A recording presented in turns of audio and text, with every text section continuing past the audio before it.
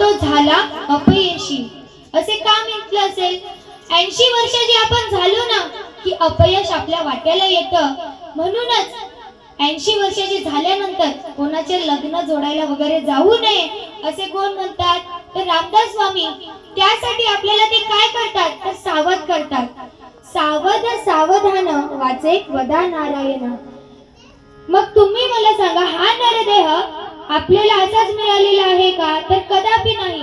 नरदेह निधान लाभले हाती, उत्तम सार उत्तम गती. हा नरदेह आपल्याला असाच लाभलेला आहे का? तर कदापि नाही. 84 लक्ष योनी किड्या मुंग्यातून कुठे जन्म झालेला आहे, तेव्हा कुठे हा नरदेह आपल्याला लाभलेला आहे. अहो, किड्या मुंग्यातून म्हणजे बघा, मातीमध्ये असलेले कीटक, आकाशामध्ये असलेले पक्षी किंवा पाण्यामध्ये असलेले मासे, या सगळ्यातून आपला कुठे जन्म झालेला आहे. मग हा नरदेह असाच जाऊ द्यायचा का? तर कदापि नाही.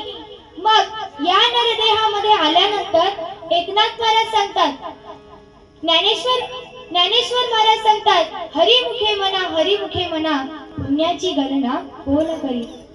देवाची द्वारी उभा क्षण भरी, तेने मुक्तीचारी साधी येल्या. देवाच्या